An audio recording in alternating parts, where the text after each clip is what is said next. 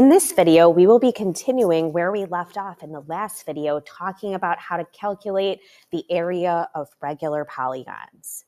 So we just talked about how to calculate the area of an equilateral triangle when you're given a side. So let's practice applying that new formula to these examples. So example 2 says to find the area of an equilateral triangle whose side is 4 centimeters. So if I draw a quick picture of this, I have my triangle and I know one of the sides is 4. So anytime I'm given the side, I'm going to use that new formula we just discussed, which is the side squared times the square root of 3 divided by 4.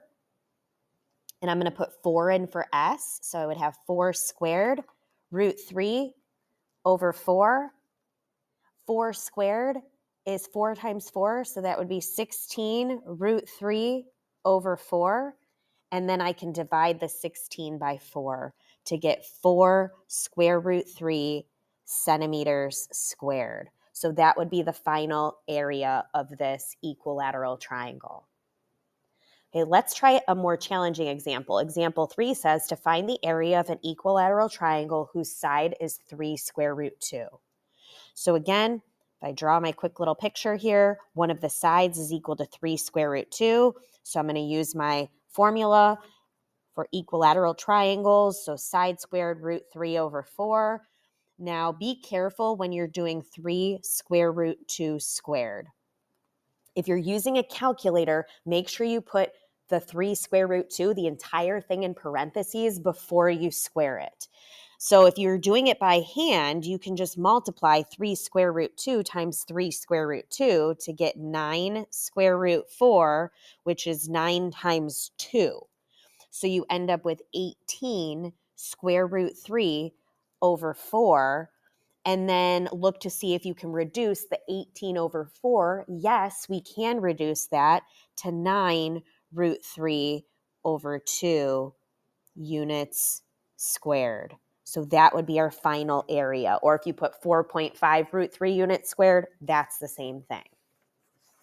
Okay, flip to the very last page where we're going to go over a few more examples together. So in example 4, it says to find the area of each regular polygon. Be aware that the new formula is not always the most efficient choice. So at this point in chapter 11, we now have lots of different area formulas that we can use. So some shapes have more than one area formula. So depending on what information you're given, one may be more convenient than the other. So if we're calculating the area of a regular hexagon and they give us the radius of the hexagon here is 6, remember that in a hexagon, the triangle formed by the radius and the apothem is always going to be a 30, 60, 90, with the 60-degree angle always being at the bottom and the 30-degree angle always being at the top. So we know that in a 30, 60, 90 triangle, the angle across from the 90 is equal to 2 times x. So that means x would equal 3, and 3 would go across from the 30. So then the apothem would have to be 3 times the square root of 3. So for this particular one, since we don't have a special, the only formula we can use on a regular hexagon is the new one, the apothem times the perimeter divided by 2, or 1/2 the apothem times the perimeter. So the apothem we just found is 3 square root 3. To get the perimeter, well, if this is 3, we know that it's bisected, so this would be 3. So the entire side of the hexagon would be 6. So we would do 6, and there's 6 sides in a hexagon, so just multiply that by 6. So the perimeter of this hexagon would be 36.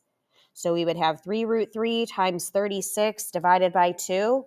Now, when you're typing this in a calculator, do not type the root 3 into the calculator. We're just going to kind of ignore it.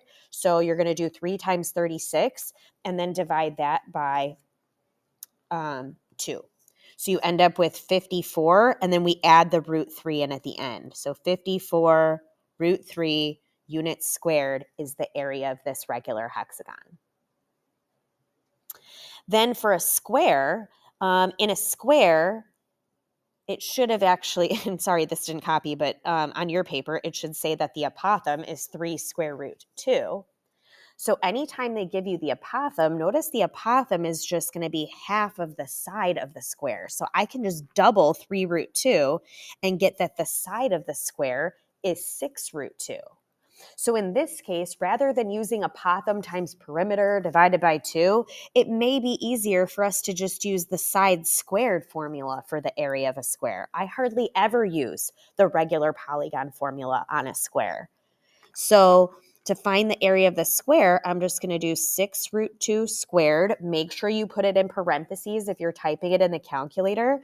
If you're doing it by hand, you would just do 6 root 2 times 6 root 2, which is 36 root 4, which becomes 36 times 2.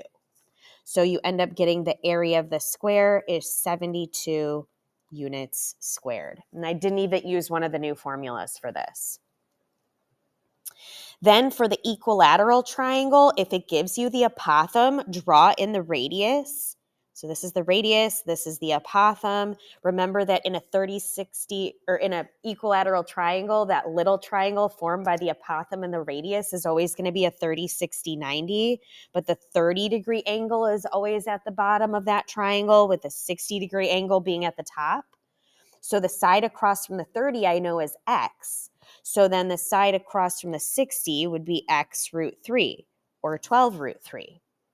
So you have a couple options for the equilateral triangle. You can either use the side squared root 3 over 4, or you can use the 1/2 AP. I'm going to show you both ways just so you can see that you'll get the same answer in the end.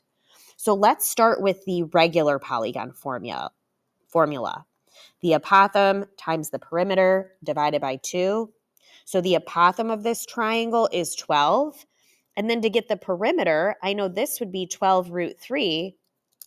So then the entire side would be 24 root 3.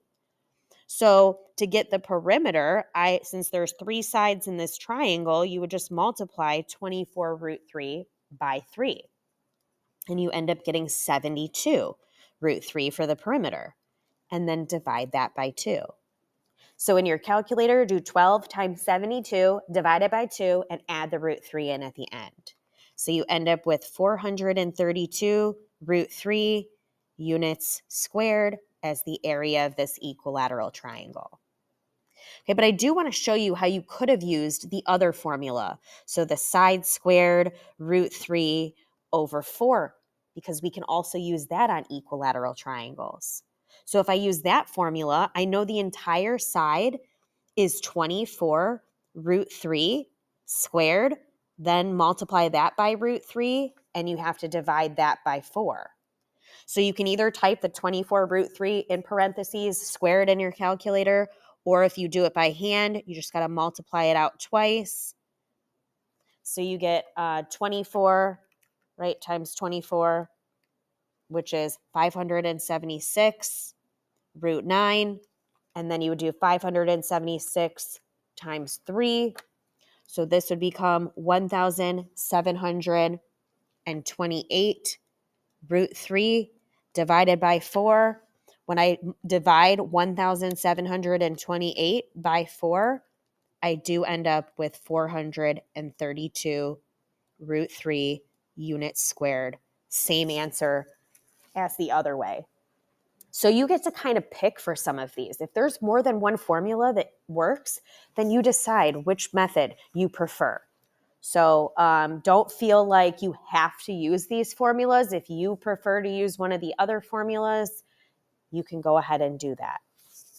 Okay, so hopefully now you have a better understanding of how to calculate the area of regular polygons. Feel free to reach out to your teacher if you have any additional questions.